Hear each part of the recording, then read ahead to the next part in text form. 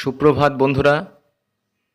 নবদ্বীপ ধাম তার অন্তর্গত শ্রী চৈতন্য মহাপ্রভুর পদস্পর্শ বিজড়িত শ্রীধাম মায়াপুরে আপনাদের সকলকে স্বাগত জানাই। গতকাল আমরা এই ইস্কন মন্দিরে আমরা ঘুরে ঘুরে সমস্ত জায়গা পরিদর্শন করেছি। আজ আমরা এই ইস্কন মন্দির পরবর্তী মায়াপুরে যে আরও দর্শনীয় স্থানগুলি আছে সেগুলি আমরা ঘুরে দেখব। এর জন্য আমরা আমাদের আগে থেকেই একটি টোটোকে রিজার্ভ করে রেখেছিলাম এবং সেই টোটো করেই আজ আমরা বিভিন্ন দর্শনীয় স্থানগুলি ঘুরে দেখব। মায়াপুরে ইস্কন ব্যতীত প্রথমেই যে দর্শনীয় স্থানটি দেখবেন সেটি হলো গৌরনগর শ্রী সন্ত গোস্বামী গৌড়ীয় মঠ।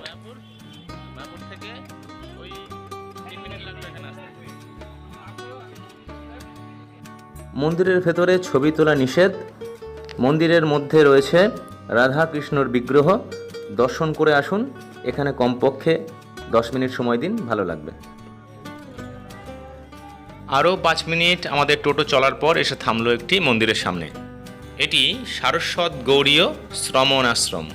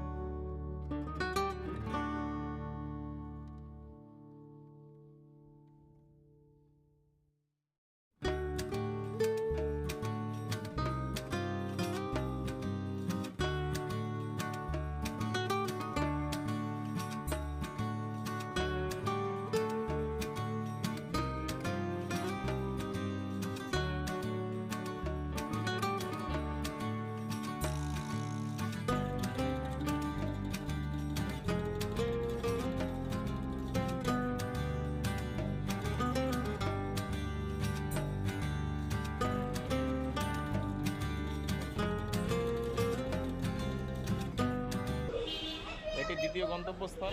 এখানে ভেতরে, মন্দিরের ভেতরে, প্রত্যেকটা মন্দিরের ভেতরে ছবি তোলা নিষেধ, বিগ্রহের ছবি তোলা নিষেধ, তাই ভেতরে দেখানো যাচ্ছে না। এই বাইরে থেকেই দেখাচ্ছি আপনাদের। মায়াপুর সারস্বত গৌড়ীয় শ্রমণ আশ্রম। ওই ইস্কন মন্দির থেকে এই একটু ভেতরের দিকে ঘুরতে যেতে এটা দ্বিতীয় দর্শনীয় স্থান। এই মন্দিরে এসে কিছুক্ষণ দেখুন, ভেতরে বিগ্রহ দর্শন করুন, খুবই ভালো লাগবে।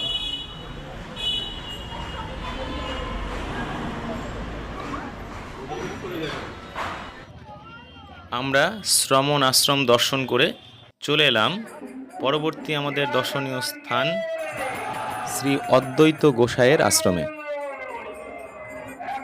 যিনি শ্রী চৈতন্য মহাপ্রভুর সপার্ষদ ছিলেন এবং এই আশ্রমটি একই পথেই পড়বে। এই মন্দির শহর মায়াপুরে এটি অন্যতম একটি স্থান। এই জায়গাটি অবশ্যই ঘুরে যাবেন।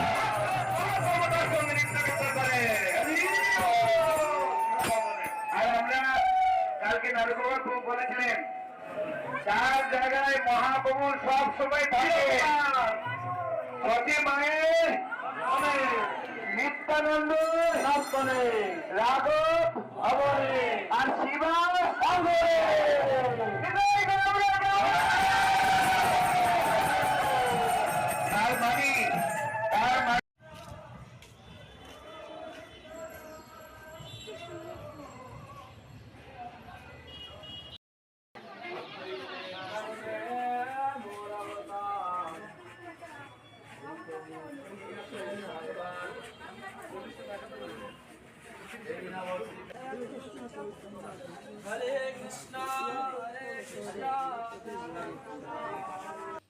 এটি শ্রী অদ্বৈত আচার্য গোসাইয়ের মন্দির এবং এই মন্দির থেকে কিছুটা দূরত্বেই রয়েছে গৌর গদাধর মন্দির। চলুন যাই সেখানে। এটি গৌর গদাধর মন্দিরের ভেতরের বিগ্রহ।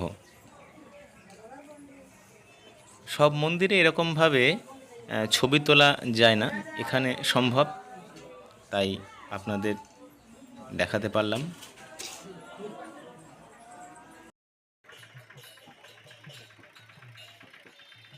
বন্ধুরা, আমরা চলে এসেছি মায়াপুরের অপর একটি মঠ, যেটি শ্রী চৈতন্য মঠ, এবং এটি অনেকে শ্রী চৈতন্যদেব মহাপ্রভুর মাসির বাড়ি নামেও জানেন, এবং এটিকেই বলা হয় চৈতন্যদেবের মাসির বাড়ি। তো চলুন বন্ধুরা, আমরা ভেতরে যাই। এখানে অনেক কিছু দেখার আছে, এবং এই যে মঠ, এটি অনেকটি জায়গা জুড়ে বিস্তৃত, এবং ভেতরে অনেক মন্দির এবং অনেক কিছুই আছে।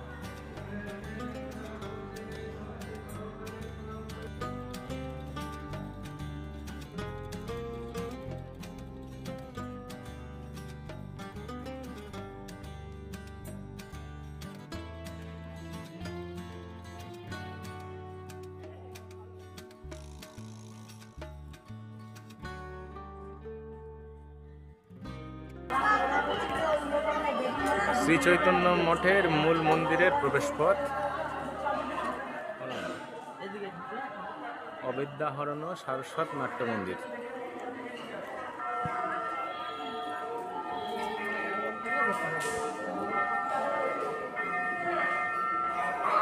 বাহ, খুব সুন্দর।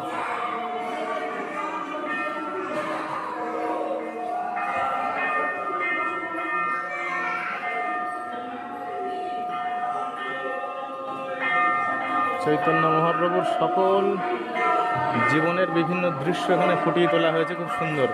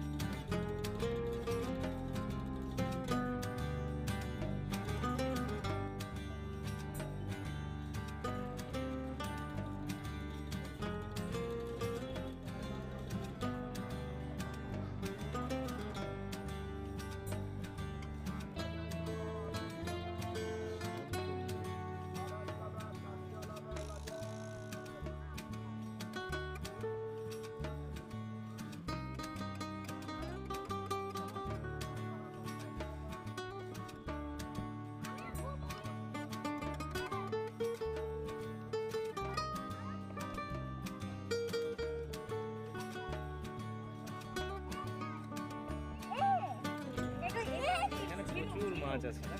আমি আছি আমি আছি অনেক মাছ। এই যে খেতে এসছে বাইরে ওই দেখ ওই দেখ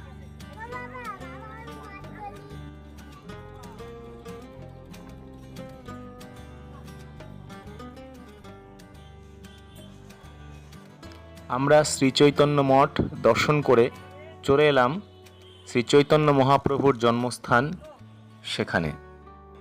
এবং এই স্থানে প্রথমেই রয়েছে একটি সুবিশাল মন্দির প্রাঙ্গণ, এবং এখানেই ফটো তোলা নিষেধ, তবু পারমিশন নিয়ে আমি ফটোটা তুলেছি। এই সামনেই মূর্তি চৈতন্য মহাপ্রভুর, এবং এটি হচ্ছে শ্রী চৈতন্য মহাপ্রভুর জন্মস্থান। এখানেই তিনি আজ থেকে প্রায় 538 বছর আগে 1486 খ্রিস্টাব্দে ভারতবর্ষে বৈষ্ণব সন্ন্যাসী, ধর্মগুরু, মহাপুরুষ ও ষোড়শ শতাব্দীর বিশিষ্ট সমাজ সংস্কারক ভগবান শ্রী চৈতন্য মহাপ্রভুর জন্ম হয়। কথিত আছে তিনি এই নিম গাছের নিচেই জন্মগ্রহণ করেছিলেন বলে তার আরেক নাম নিমাই।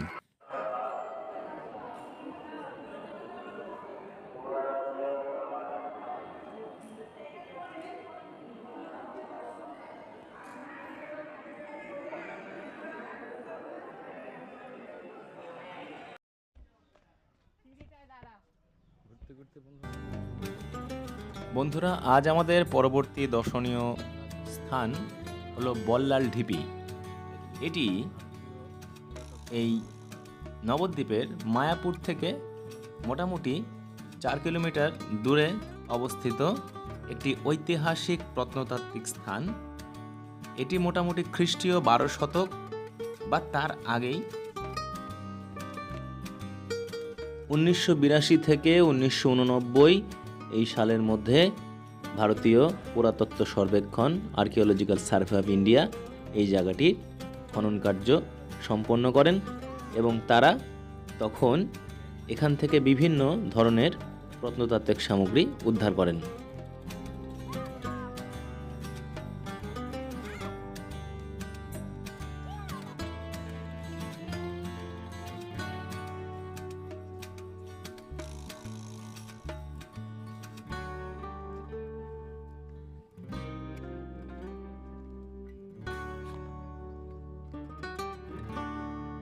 এই পোড়ামাটির ইটগুলি দিয়ে তৈরি ইমারতের ধ্বংসাবশেষ, প্রায় 30 ফুট উচ্চ কাঠামো এবং প্রায় 1300 স্কোয়ার ফিট জায়গা জুড়ে বিস্তৃত চুন বালি দিয়ে তৈরি তখনকার দিনের মেঝে এবং গলিপথ, এবং সেন বংশের রাজা বল্লাল সেন, যিনি 1160 থেকে 1179 পর্যন্ত এ সময় ছিলেন, তার নাম অনুসারেই এই জায়গাটির নাম বল্লাল ঢিপি।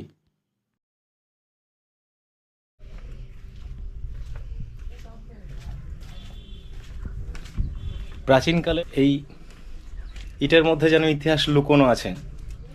আপনারা এখানে এলে এই বল্লাল ঢিপি ঘুরে দেখবেন।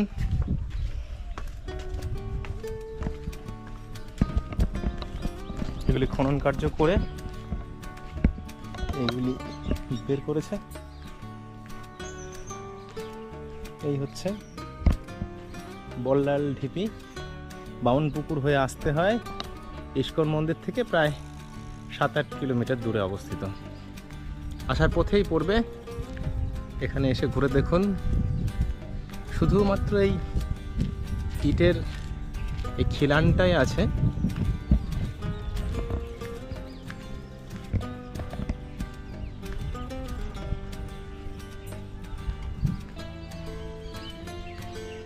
এটি একটি দুর্গের ধ্বংসাবশেষ বলে মনে করা হয়।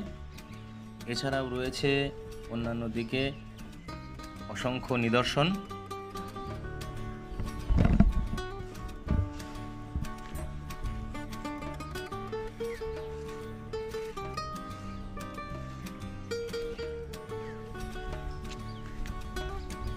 বহুদিন আগে আমরা ইতিহাসে যে পড়েছি, সেন বংশ তৎকালীন সময়ে স্বাধীন হিন্দু সম্রাট, তারপরে সুলতানি যুগের আক্রমণ, সে সমস্ত কিছুই তার সাক্ষী বহন করছে।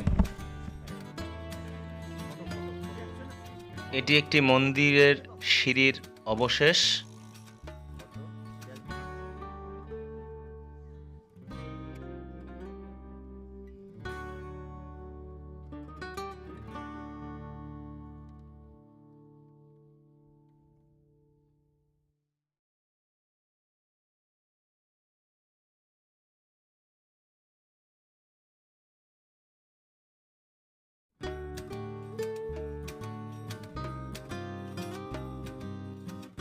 বিবরণ অনুযায়ী প্রত্নতাত্ত্বিকরা একটি এখানে মন্দিরের যে স্থান চিহ্ন তারা পেয়েছেন।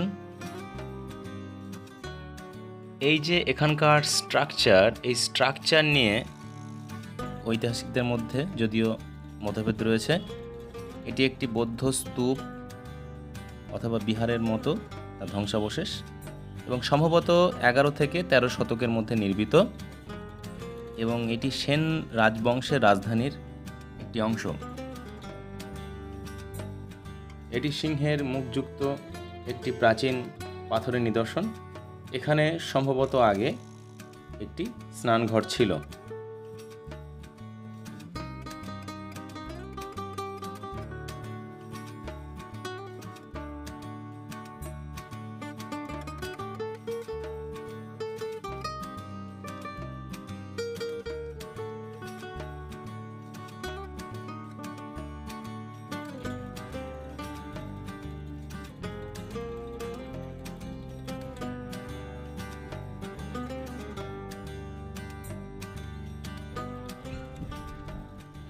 যারা ইতিহাস পড়তে ভালোবাসেন, ইতিহাসের ঘটনাবলীগুলো জানতে আগ্রহী প্রকাশ করেন, তাদের ক্ষেত্রে এটি একটি ঘুরে দেখার মতো খুব ভালো জায়গা। এই ঐতিহাসিক স্থান ও প্রত্নতত্ত্ব সমন্বিত এই নিদর্শনটি ঘুরে দেখতে কোনো রকম কোনো ফি এখানে লাগবে না। তবে যত্নের অভাবে প্রায় ভগ্নদশা প্রাপ্ত।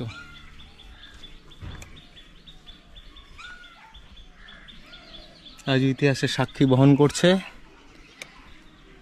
এই বিভিন্ন অংশগুলো।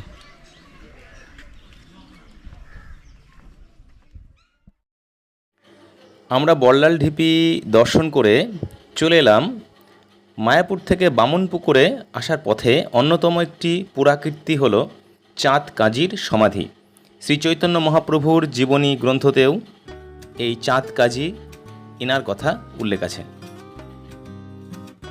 তিনি চৈতন্য ভক্তরূপে পরিগণিত ছিলেন। চাঁদ কাজীর আসল নাম ছিল মৌলানা সিরাজউদ্দিন। তিনি ছিলেন এই অঞ্চলের শাসক এবং হুসেন শাহের শিক্ষক। পরবর্তীকালে তিনি চৈতন্য মহাপ্রভুর কাছে দীক্ষিত হন এবং তার শিষ্যত্ব গ্রহণ করেন। সমাধিক্ষেত্রে ঢোকার মুখেই রয়েছে উঁচু ইটের গাঁথনি এবং লোহার গেটযুক্ত মূল প্রবেশদ্বার, এবং সেখানে লেখা আছে ভক্ত চাঁদ কাজীর সমাধি। এবং এটি সমাধিক্ষেত্র পরিচালনা করেন মায়াপুর শ্রী চৈতন্য মঠ। এবং সমাধির ওপরে রয়েছে দীর্ঘ বিশালাকার শাখা প্রশাখাযুক্ত সুপ্রাচীন এক গোলকচাপা গাছ।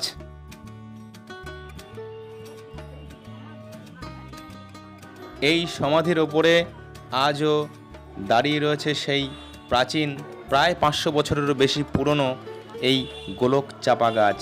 সেই গাছের ফুল আজও সেই সমাধির ওপরে পড়ে তার প্রতি শ্রদ্ধা নিবেদন করছে। এবং এটি একটি সাম্প্রদায়িক সম্প্রীতির এক অনন্য উদাহরণ।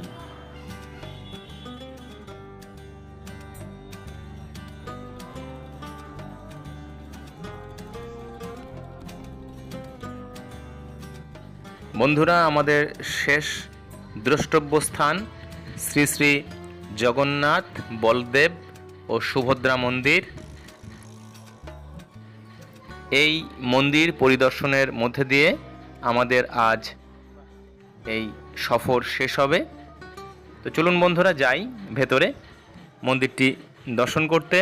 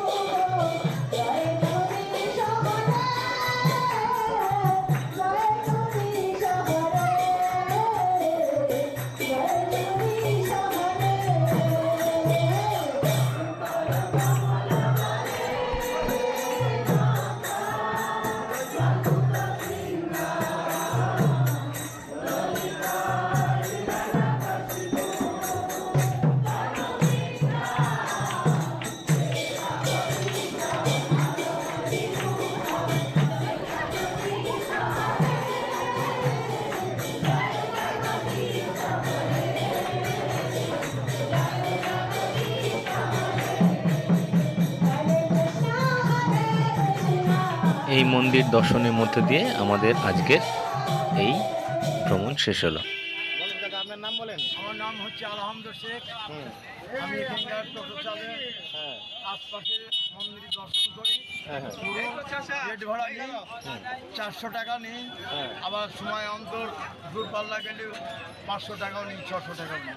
দূরপাল্লা সেগুলো হচ্ছে বেলপুকুর আর মায়াপুর ছাড়া এগুলো জায়গাগুলোকে আপনি ঘুরে ঘুরে দেখেন। হ্যাঁ, ঘুরিয়ে ঘুরিয়ে দেখি ইস্কনে নামিয়েছি। নিয়ে এখানে খাওয়ার প্রসাদ আছে, প্রসাদের টোকন কেজি আমরা ছেড়ে দিই। আচ্ছা, বাহ, ঠিক আছে। নাম্বারটা দিয়ে দিন চ্যানেলে। হ্যাঁ, হ্যালো, ঠিক আছে। হ্যাঁ, এই আপনারা এলে এই কাকার ফোন নাম্বার আমার ডেসক্রিপশনে দেখলে কোনো আত্মীয় আছে আমায় পাঠিয়ে দেবেন। এইটাই আমার ঠিক আছে, এই দেখালাম 50 টাকা। ঠিক আছে। এই মায়াপুর ইস্কন ব্যতীত অন্যান্য যে সকল দর্শনীয় স্থানগুলি ছিল আমরা সেগুলো ঘুরে দেখলাম, আপনাদের দেখানোর চেষ্টা করলাম। বন্ধুরা, ভালো লাগলে অবশ্যই কমেন্ট এবং লাইক দেবেন এবং চ্যানেলটি সাবস্ক্রাইব করে পাশে থাকবেন। সকলকে ধন্যবাদ।